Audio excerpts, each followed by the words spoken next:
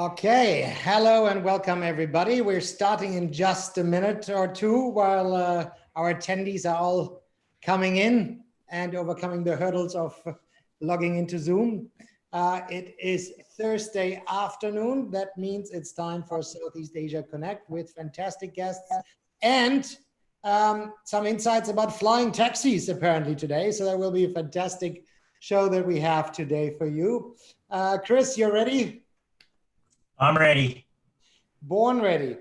So so today our topic is back on the map and smart cities and what it means now and in the future. And we have fantastic guests that we'll introduce in a moment. So this webinar and podcast series is for founders and investors of Southeast Asia. So if you're not in Southeast Asia, I'm sure you logged in because you're interested to know more about what's going on in this part of the world. The series is brought to you by our friends at Northridge Partners and Precious Communications. And combined, we've worked with hundreds of entrepreneurs and investors that raised capital, helped to grow businesses, exit, and establish communication strategies designed for success. My name is Lars Födisch, founder of Precious Communications. I'm the co-host, economist by study and storyteller by passion. Besides working for some of the world's leading brands, I've had the pleasure to work with over 300 startups from early stage to exit, from unicorns to ideation stage. That all led up to, so far, I think, over $10 billion in exit for them, not for me, unfortunately. So let me introduce the co-host of today. Here is Chris the Man, Chris Tran, expert, investor, operator, and corporate finance guru. Thanks, Lars. And I'm Chris Tran, head of Northridge Partners Asia, where we work with Southeast Asian entrepreneurs to raise capital, grow their businesses, and exit. Today's topic is back on the map, the smart city opportunity for Southeast Asia. You know, when people think about smart cities in Asia, of course, they rightly think about China. And China has 56 of the top 100 largest cities in the world. But next, typically, what you think about is India. And yes, India does have 9 out of 100 of the largest cities in the world. But just edging out India and second only to China is Southeast Asia. Southeast Asia indeed has 10 of the world's largest top 100 cities. Southeast Asia's population is young at around 30 years old. Urban, where about 150 million of Southeast Asian people live in cities and well connected digitally, mobile first in fact. The question is, will that combination of young, urban, and connected lead to a rise in smart city application in Southeast Asia? Is there actually a real market opportunity? Or will Southeast Asia struggle to find the use cases and the budget? A reality check here. Ho Chi Minh City, Vietnam's capital, still does not have a metro train system. In Manila, the capital of the Philippines, blackouts still occur regularly. And Bangkok ranks as having the world's worst traffic quite often.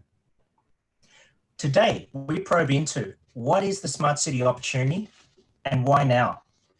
This week is a little bit different as we are lucky enough to have today Stanimira Kaliva, who runs Here Technologies for Asia Pacific, the world's largest location platform company, and Charles Reed Anderson of Spark Labs Connects. Charles is one of the region's most sought after experts in the smart city space. Today's episode is focused on building the dream and growing to win. Now, Lars, today's poll.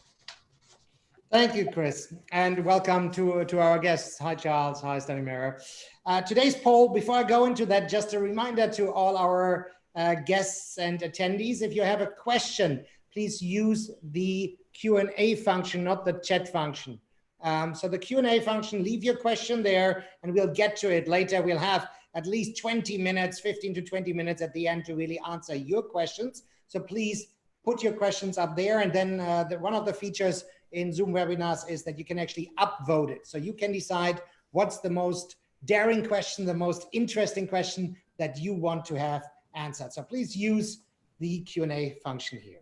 Okay, now the poll of today, it's about what's the impact of COVID-19 on smart city initiatives in the year to come. So number one, initiatives will accelerate. So is the whole pandemic and economic downturn actually fuel to make things go faster and further? Or just, okay, it will pick up where it was before and will continue as is? Or in the next new normal, the money is gone and yeah, well, things will actually come to a halt and downsize. What's your take? So let's start the poll and see what's the opinion of our attendees today. How will COVID-19 impact smart city initiatives next year and beyond? Will it help to accelerate things, slow things down, or it's as usual?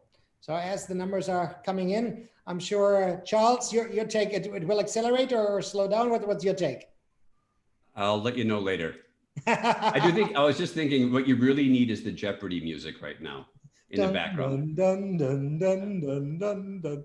Okay, good. So let's have a look at the results.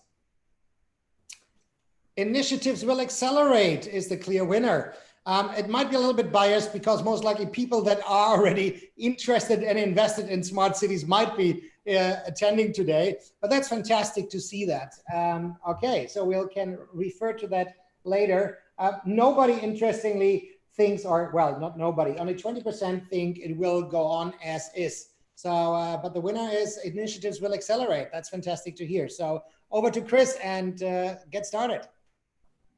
Right. So why invest money, time, and resources into the smart city opportunity? We're so lucky to have Stanimir here. And Stanimir, just for people that don't know about HERE Technologies, it's some version of a mapping company. Is it really just the European version of Google Maps? Wow, that's a good question. Thank you, Chris. Yes, we started our roots back in Europe and North America, but we've been around for a 35-year period of time. We have expanded in this part of the world about 15 years ago. We started foray in Southeast Asia and India. And we are now using India as our main operations center to run the world map. We do have 200 countries covered in detailed maps, standard definition. We are now building high definition products to serve autonomous and many other use cases of the future.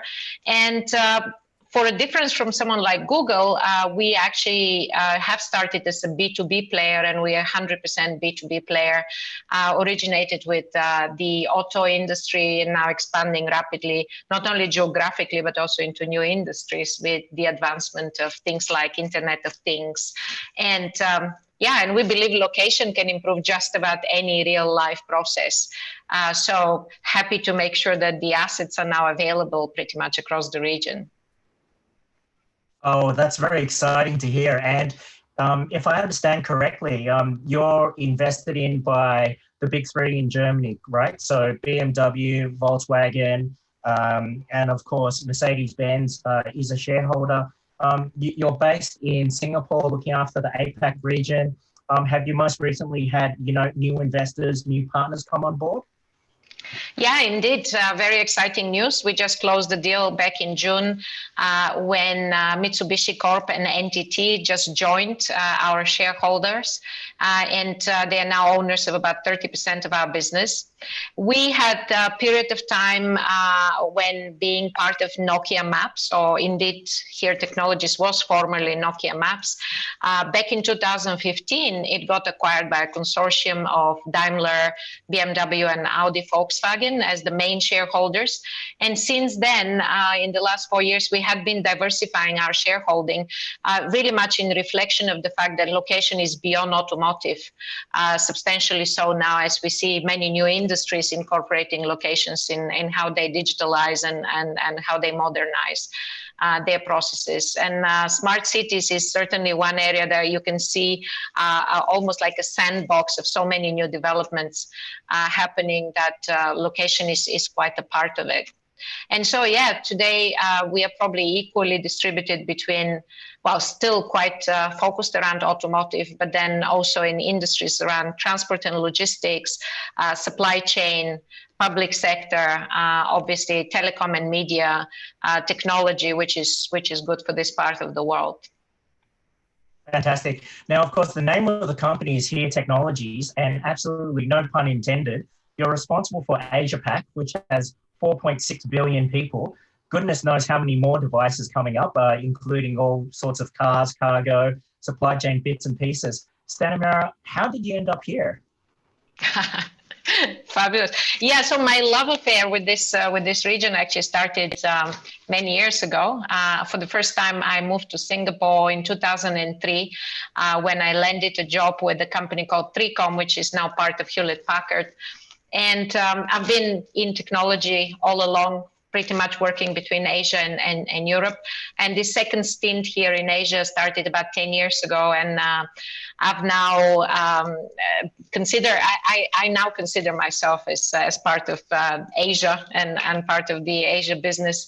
I love the region. I think the region is probably one of the most diverse regions in the world, starting from just truly emerging markets and all the way to very mature and established markets like Australia or Japan, and Southeast Asia in between. And Southeast Asia in particular is such a collection of different markets, different cultures, different opportunities. I absolutely love it being here.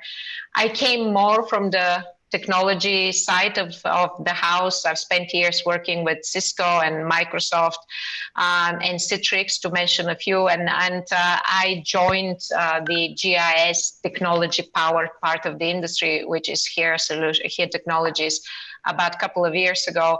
And fastly educating myself how technology can turbocharge, production of location information, and then delivery of location intelligence, which is part of what we do in the business.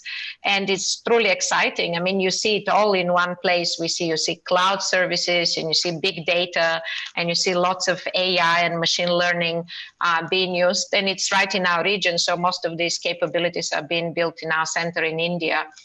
And so, yeah, we're seeing it firsthand how things change from one day to another, and just the sheer size of the market is super exciting and super important, I believe. Wow, fantastic. Thank you. This amazing track record for North America and Europe, 10,000 people. A big portion of those, of course, call you boss. Around Singapore, for example, maybe in Indonesia or the Philippines or Vietnam, what specific, sort of areas are you thinking about? You mentioned around, it's not just, cars and autonomous vehicle, but around supply chain, etc. Are a couple of sort of areas that you think are ripe for opportunity in terms of fixing problems. And of course, down the chain, we'll talk about, how to actually make money in this space. But any particular, commercial partnerships or sectors or opportunities you're working on that you can talk about? These are many questions in one go, but I think if we take a step back and just think of what so-called cities were in the beginning of last century, right?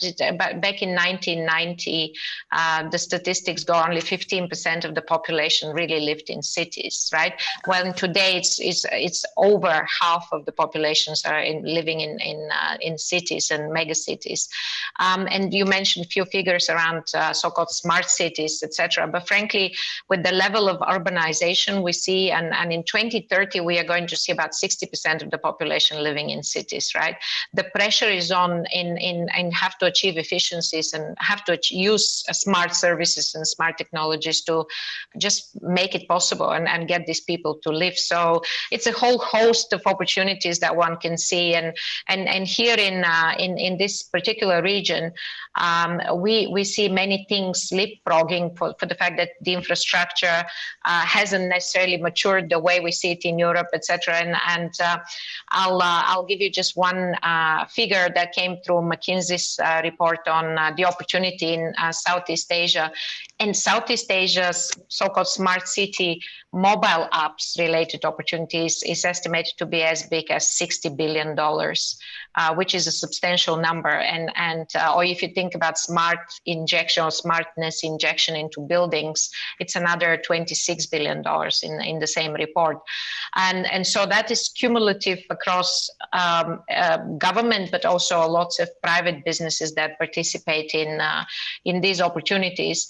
And we have multiple partnerships around urban mobility, around public safety services delivery. And this COVID situation has been very much of a propeller of what we saw being needed, from just simple track and trace capabilities, but also delivery on resources on demand and in a dynamic, and as well as even just food supply and the rise around e-commerce applications, et cetera. So we work with a whole host of people, but mobile, urban mobility is one that I would mention is probably top of the list here in this part of the world. So there you have it, folks. Stanimira is going to help the 150 million of us get around a lot better. Fantastic. Lars, it's your turn. Yeah, thanks, Chris. Thanks, Stanimira. So I just added up the numbers: 60 billion plus 26, so it's about 86. So we're close to $100 billion on an opportunity, according to the report. Over to Charles. Before I introduce you, probably just quickly jumping on that. What else makes it the opportunity besides the big numbers? What do you see as the big opportunity for smart cities? I just think there's a lot of areas that need improvement. Let's face it. I mean, there's a lot of room to streamline operations. I'm looking for ways that we can start improving the customer or citizen experience. Obviously, Stanimira, you should be looking at contact tracing for humans as a great opportunity. So maybe partner with somebody, and then we'll all be walking around with clips in our neck, so they know where we are and they can improve the contact tracing efficiency. Be better than the mobile apps, I think. So, but no, there's a lot of opportunities out there. People are still sitting on budgets. So hopefully in Q4, if things open up, we'll see a good spike, but it will definitely be shifting. So. Okay. Charles, now you wear so many hats, right? Among them, you're an expert, podcaster, McKinsey senior advisor, and the new baby that you're raising is Spark Labs Connects. So maybe you can share us a little bit about what that is about and what you're looking out, and how maybe some of the guests on the show can help you to get the success you're looking out to achieve. Sure. Well, why don't I start? I'll give you an overview of my day business, or what portion of it. So I basically have my own consulting firm that sits in the middle of the IoT, smart cities, and prop tech ecosystem. And I work with everybody from technology vendors to city governments, enterprise customers, startups, VCs, banks.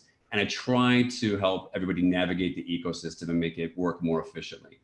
So basically help people source innovation and then deliver it as well. What we're doing with Spark Labs Connects. So if you don't know Spark Labs, it's one of the larger global accelerator programs and VC funds. We're going to be creating a new fund and accelerator based in Singapore, focusing on IoT, smart cities, and prop tech. But it's going to be slightly different than your traditional accelerator model. It's almost going to be part accelerator and then parts venture builder. Because instead of just working on the startups and then hoping they can find their way through the market, we're bringing in a lot of partners that could be some of my old clients or people that I know in the industry to bring supply and demand together inside the program and hopefully accelerate access to innovation. Okay. And as you said, it's another accelerator program, and there are something around 150 in Singapore already. What makes it really different, and why do we need Spark Labs Connects? Because if you would say, do we need another accelerator? I'd say probably no, because you're right. There's between 150 and 160 accelerators and incubators, corporate incubators in Singapore alone. We only got 5.5 million people. So obviously you don't need another one, but those existing ones, only a few are really delivering a lot of value back. And we spent a lot of time. When they first approached me, I thought they were crazy about trying to set this up, because it's a very different environment here. There's so much competition. So I looked at it and I found out, well, what's working and what isn't working. And what I realized is there's thousands of companies out there that have got great technology, great solutions, and they're failing. So why is that? It's not the technology.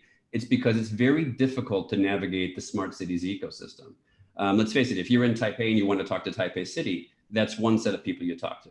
But if you want to talk to New Taipei City, which is just down the road, it's a whole other set of people. And you've got Taoyuan.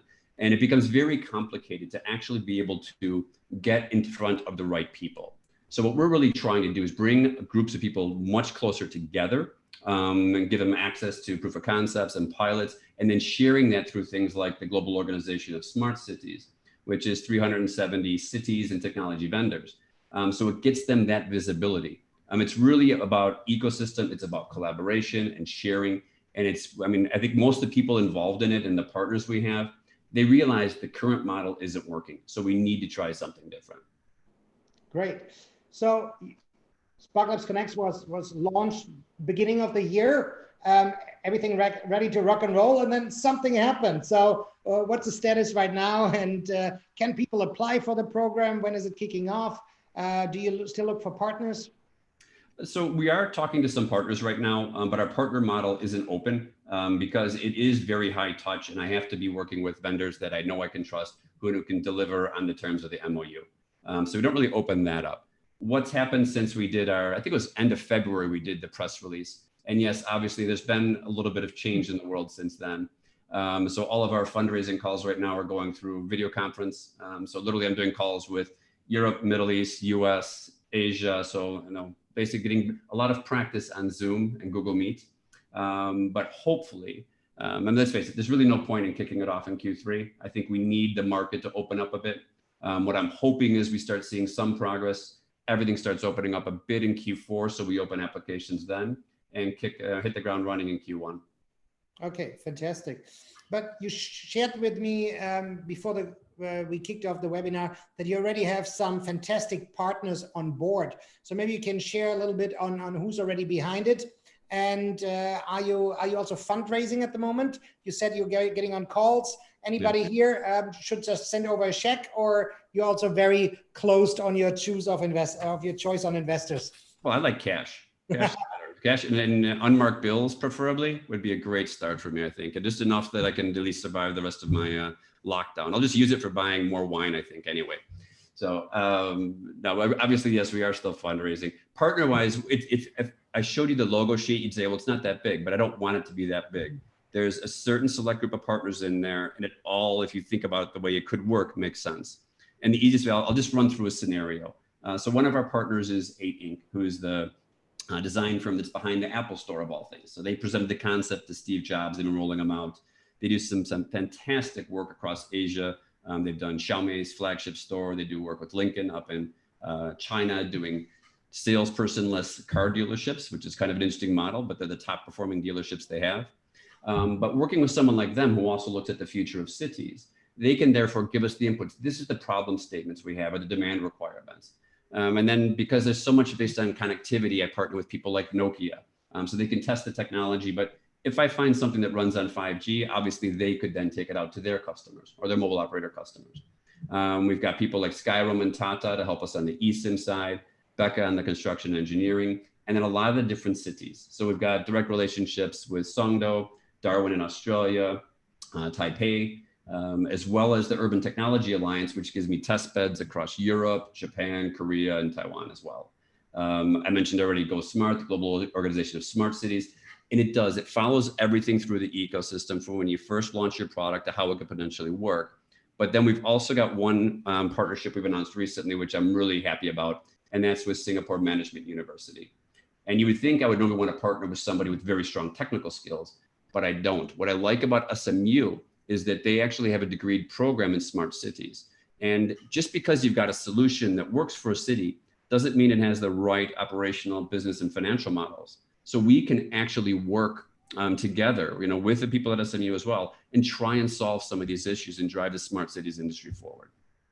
Fantastic.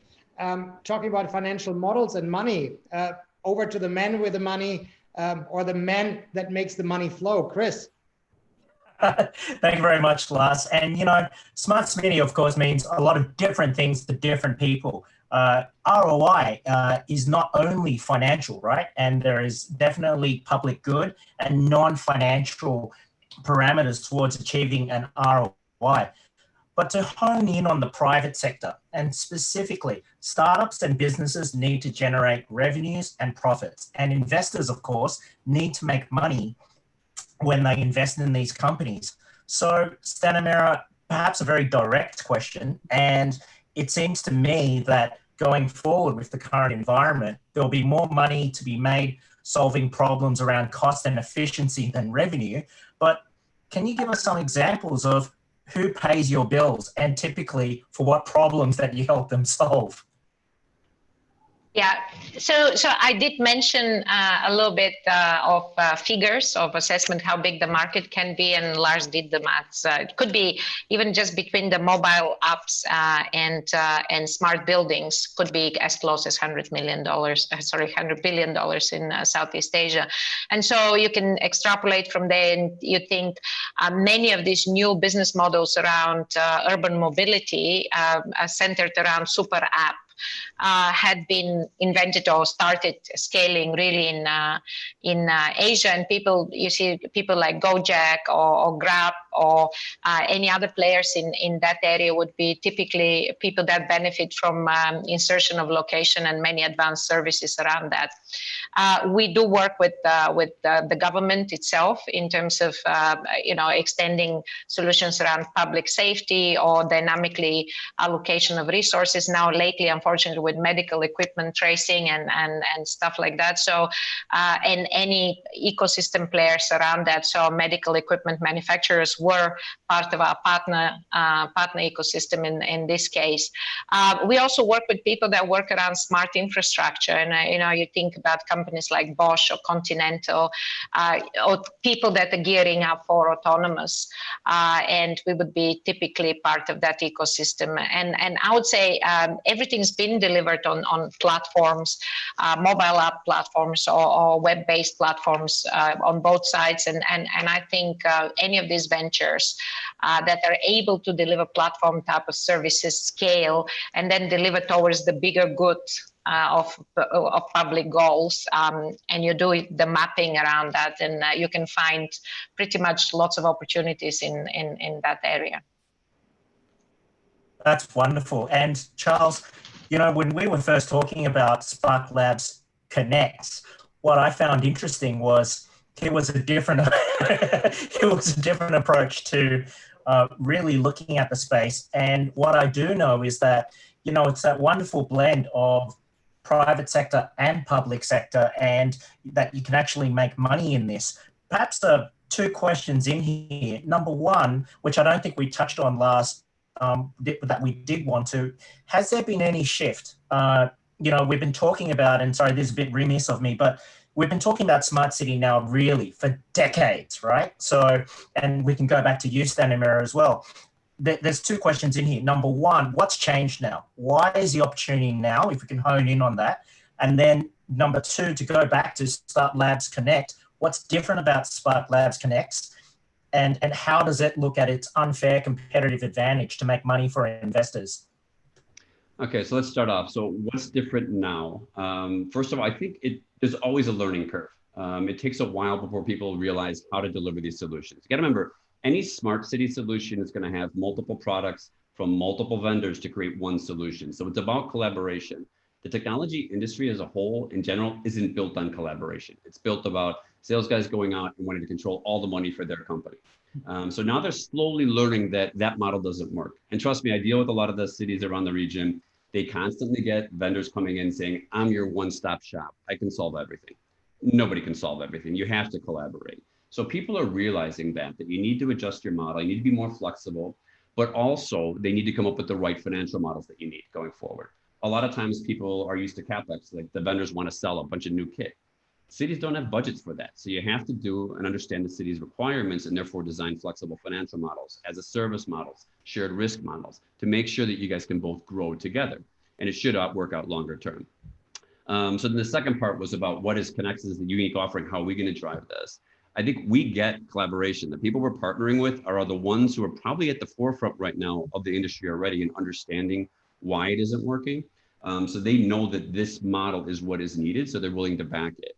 Also, they know that we're helping them source innovation. We don't take over innovation sourcing for these companies or cities. but we become a nice little component. And it's a new model where they can test things out with us, and we can share amongst that group. I mean, I hope that a lot of our partners start working directly with some of the cities, because they start realizing it's a trusted group, and that together, if we actually try to do this collaboration model, it will drive some innovation. And of course, there's that slight little COVID thing that's changing as well. Just a little bit, you know. Just a little bit. Stanimira, can we just quickly go back to you and, you know, like, why now? Yeah, so I think perhaps building upon what Charles mentioned is really there was quite a big development on both sides of demand and supply. And if you think a little bit about what's different now with regards to demand, I mean, COVID obviously accelerated a number of developments, and we had to real-time progress. Actually, I loved a phrase from the CEO of Microsoft, Satya Nadella, who mentioned that in the last 2 months, we have seen 2 years worth of digital transformation. And I think that's kind of really speaks volumes about the attention to you know, implementing new solutions, accelerating few initiatives, just because of the sheer size of crisis and new capabilities we needed to deal with it. But on the technology and capability side, probably you could even think of something like the Moore's law. I mean, there's been an evolution, constant evolution in terms of the development in technologies, but now we have reached a point where there are solutions, mature solutions out available on the market, which can be put together and deliver the outcome, which is not going to be incremental. It's going to be more of a, you know, a major step forward in a number of areas. So I think it's a compelling cross section. And building upon what Charles said, these things go into an ecosystem, and one development spurs a number of connected developments. I think that's why looking at the portfolio around what surrounds services in smart cities is becoming ever richer and very attractive.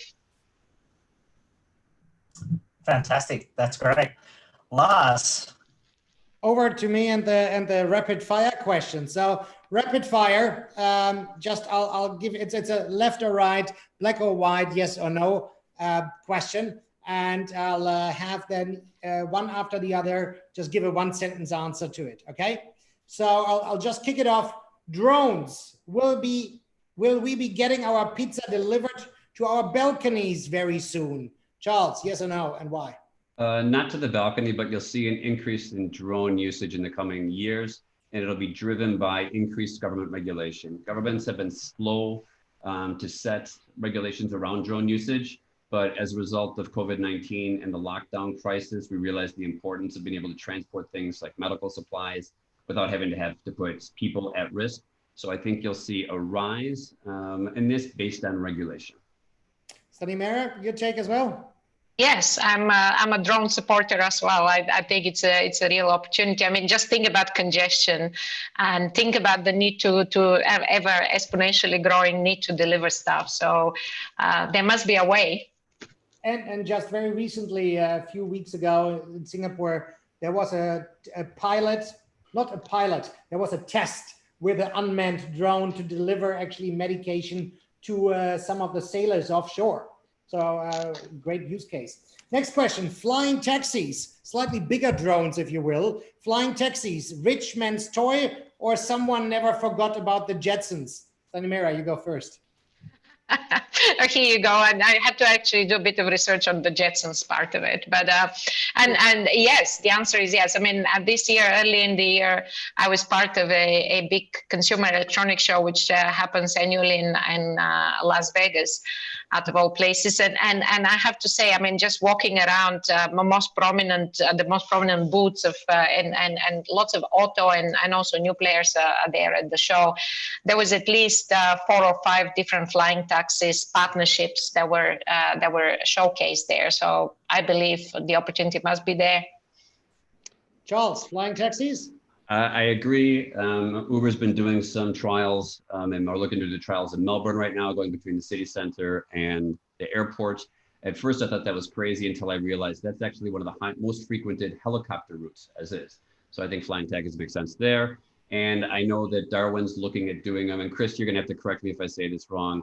Flying a taxi from Darwin to Kakadu. Is that right? Kakadu? Right, got it. Kakadu, good job. Yeah, but I like the model because it goes through the outback there. It's normally at least a 3-hour drive to get there, and they can do flying taxis. And Darwin's the perfect place to do this because, let's face it, there's not a lot around there. So you're basically, if it does crash, you're not going to be risking civilians, obviously, except for the ones that would be in the flying taxi. So yes, I think we'll see it, and I won't be in them in the near term, though. I'll wait and see. Okay, next. Everybody's talking about it. Everybody has an opinion. Contact tracing apps. Do they work? Charles? No. Yeah, I would second to Charles. I mean, they don't, and they're actually painful to use. And if only people would, if I was only able to get my team to inject part of positioning and various other technologies we have, so to make it much easier for people to be able to use it. But on a serious note, we also need to take a view on the data privacy and security part of it. And there is a changing regulation and various other considerations that we need to keep in mind. But yeah, that's also a big question on people's minds. So. And I want to add one more thing on that real quick. So the reason I say no so quickly is because I don't like the way the apps work. We've not been very clear. There's been data breaches. They were built too quick.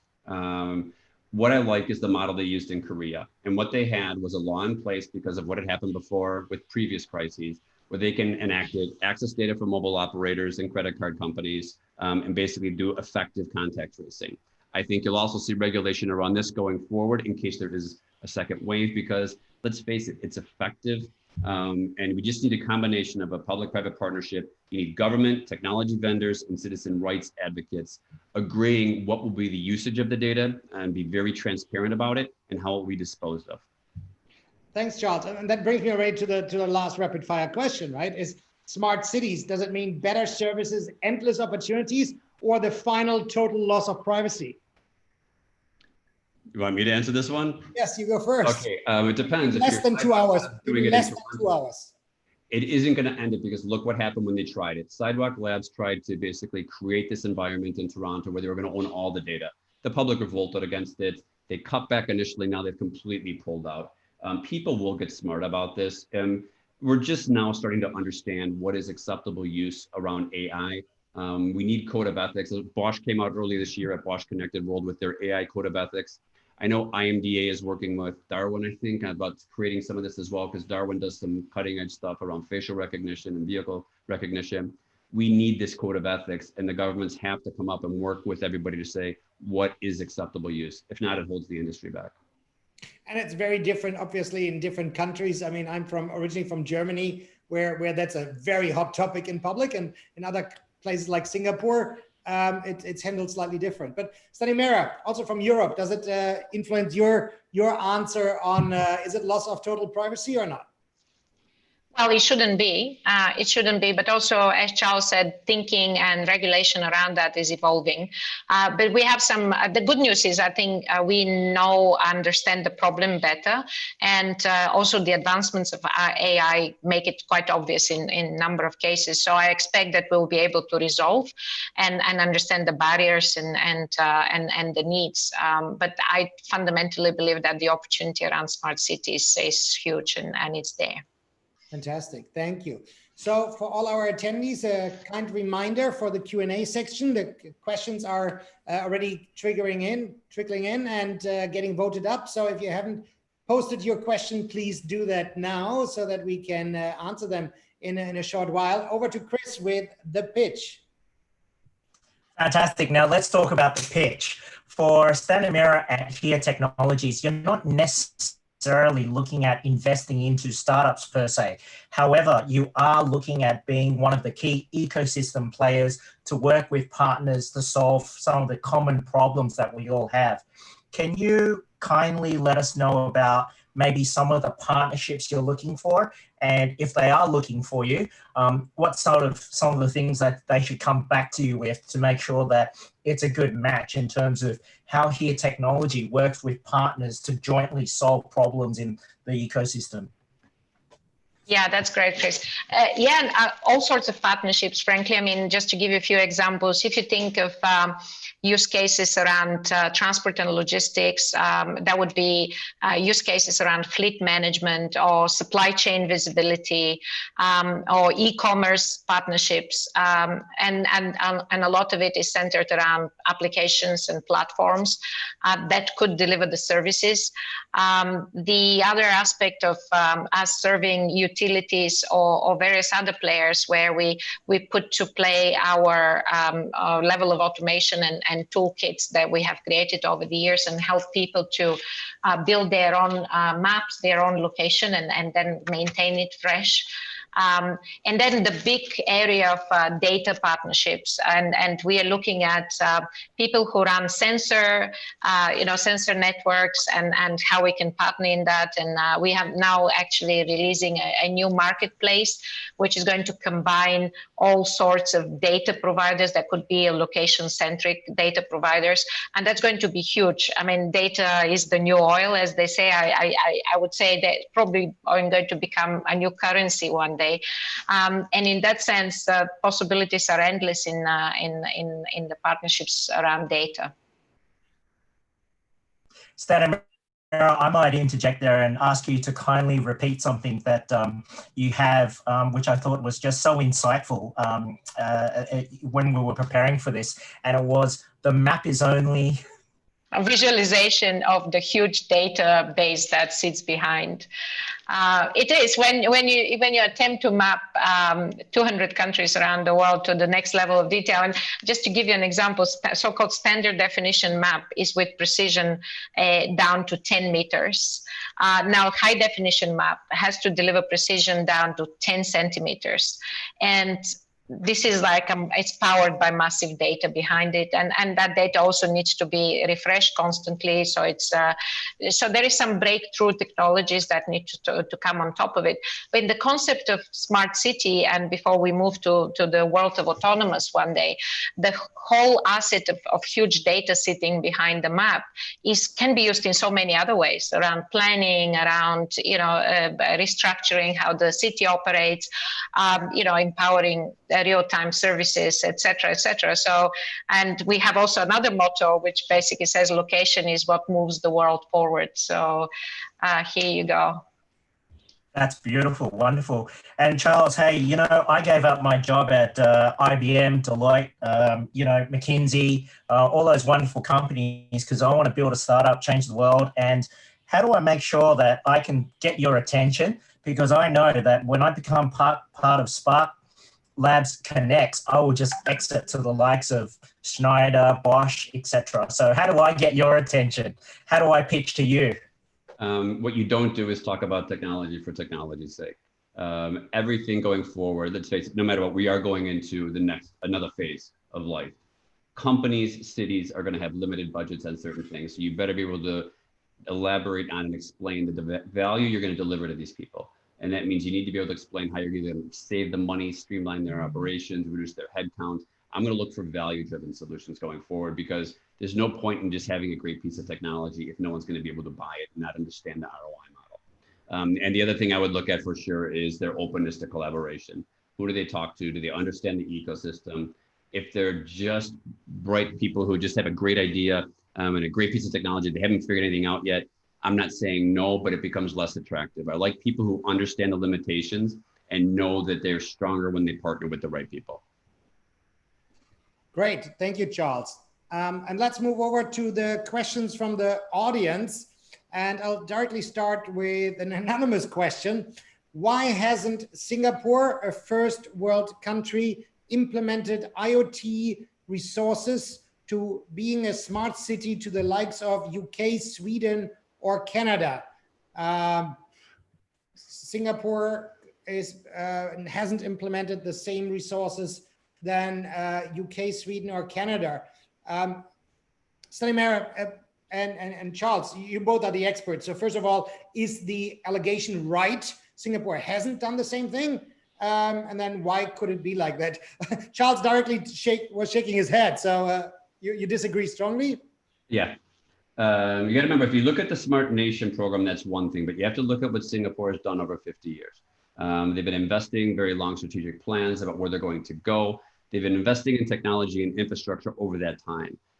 If you look at somebody like LTA and how accurate everything is, how many things are monitored, they do a very good job at it. I don't think they're behind the UK, Canada, or Sweden. In fact, if you look at the smart city rankings, okay, smart city rankings are, I can't say BS, but I'll say BS anyway. They're all over the place. They really can't be trusted. The only city in the world that ranks the top 10 in every smart city ranking is Singapore. London comes in number 50 in one of those. And London is going to definitely be the most connected city in the UK. So I think the allegation's incorrect, and Singapore is much farther ahead when it comes to it. And like I said, it's not just me who's saying this. If you do it from a qualitative survey, they come across number one. If you do it from the quantitative ones, they're always in the top 10. Thank you. And just a follow-up question. Somebody also anonymous said, PM Lee amazed with China's quick adaptation and integration with cashless payments pushed for Singapore to achieve the same result. Having said, Singapore seems to be more of a follower and less of a leader. What do you think Singapore needs to do to be truly the world's smartest city? Stanimera, you pick that one up. Wow, I have to say payment systems wouldn't be necessarily top of my expertise or research areas, but I would say the adoption. Yeah, we have seen China obviously leapfrogging that one, and back to Charles's question, I think if you look at the figures of what's happened with, for example, congestion charging and congestion decrease, practical decrease in Singapore, and I know I'm getting off the payment systems necessarily, and also the public transit and how that's improved over the years. There is lots of statistics to show that actually Singapore is quite ahead and has achieved real results. I don't know, Charles, do you want to tackle the payment platforms? Yes, but I can't say something. They could have. There's reasons why they didn't. It was a strategic choice. I'm not that fussed about it. They'll eventually do it. We're creating our own payment models. It can be consumer driven. I mean, I hardly ever even pull a credit card anymore. I'm always using my Apple Pay or something like that. So we can still create that. So what does Singapore need to do in general to become a smarter city and the smartest city? Innovate faster, I would say, and have more acceptance of failure. Singapore does a very small number of proof of concepts, and they take a lot longer than some other cities because they don't want them to fail. So they put a lot more into it. But I kind of like the idea of fail fast, fail often. And that's why I've always said, I think Taipei has the most innovative smart city because in the last couple of years, they've done 175 proof of concepts. Doesn't mean 175 are successful, but they've created an environment where people can come in and test fast, see if it works. If it doesn't, you move on. But if it does work, then you can implement on it. So I'd like to see a little bit more of that drive, speed, flexibility, and creating test beds, sandboxes where we can move fast and test things out to see what'll work for the future. Okay, thank you. And you know, one of the top 3 questions that I see right now, it's not a question, it's a comment that made it in there. Charles sounds like George Clooney. Congratulations. It's better than Danny DeVito, I guess. Chris, you want to take the next one? Sure. And, you know, the great thing about hosting these webinars is it's your party. So you get to shout out and invite who you like. So firstly, shout out to Will Miles from the Royal Institute of Chartered Surveyors. So thank you very much for joining. Shout out to Saurabh Bhattacharya, who's at Continental Intelligent Transport Mobility Solutions. My question is around this, Stanimera and Charles. You know, when we look at even what's happened in business in the broader sense, the reality is that thanks to the internet, English has become the first true international language. If you look at computers going back in the day, it was the classical Mac iOS and then the Windows iOS. We developed standard frameworks.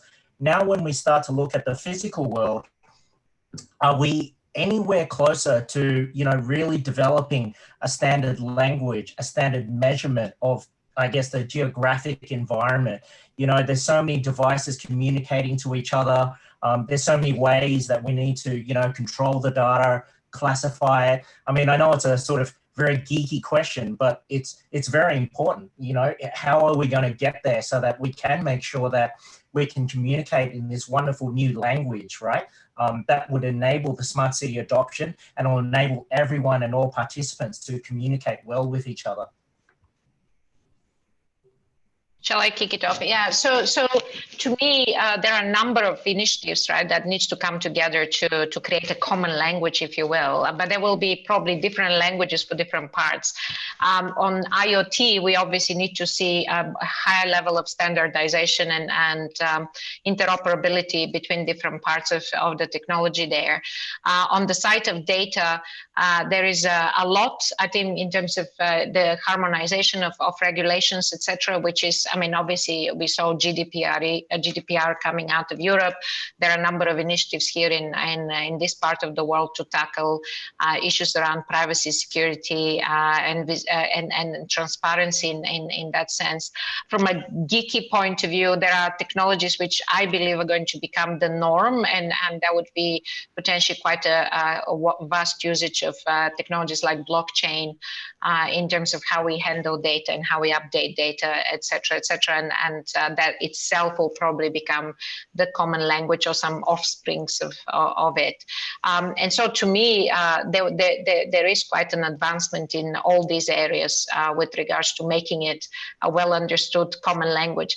And from a location point of view, and actually there are things like addressing schemes and the way the physical world is structured that probably needs a little bit of improvement, because there is quite a bit of difference, especially in the emerging markets, as to how you find a location and how you label a location, etc., etc. So I mean, that's probably very specific to my industry as well, but yeah, we need a little bit more common language there as well.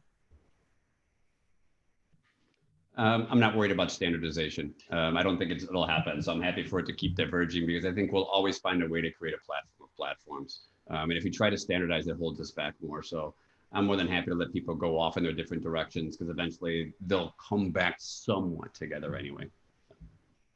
Good. We have a question on if there are any comments or what's your thoughts on Facebook acquiring Mapillary, and is Facebook going to play actually a role in smart cities? Sunny Mary, you want to go first? Yeah, it actually happened. It was announced last week, right? That was a major news in my industry. It's one of few large acquisitions where we see platform players trying to get hold of some sort of location intelligence capabilities. We actually had traditionally been quite a strong partner with Facebook, and we know that they are now having the appetite to enhance their capabilities and usage of location as a center for more services that they want to deliver on their platform. So it's not necessarily surprising. It's good to see that finally location is having a prime day, and people are starting to think around, okay, how do I acquire capabilities like that as part of my business? But yeah, the way we think about it, if you think of how many of these new services are being delivered on the platforms like Facebook or others that you can think of, it's the constant run towards delivering a superior service and superior customer experience. And also location itself, or there is studies showing that if you book a service where you could actually see where it is, then there is 30% better chance that you will not cancel, or you will consume the you will go to the restaurant, or you'll go to the shoe shop, or it's proven, and that's why we see actually quite a lot of I mean, for example, one of the biggest traditional GIS companies in China is owned by Alibaba now, and I think the prominence of injecting location as part of how you deliver electronic services is becoming quite widespread. Over to Charles for an investor-related question.